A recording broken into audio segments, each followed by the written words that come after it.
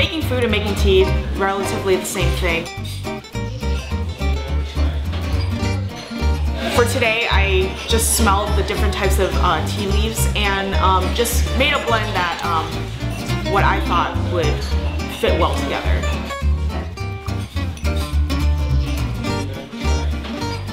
There's a lot of light green teas in there, a mix of sencha and a little chamomile note in there.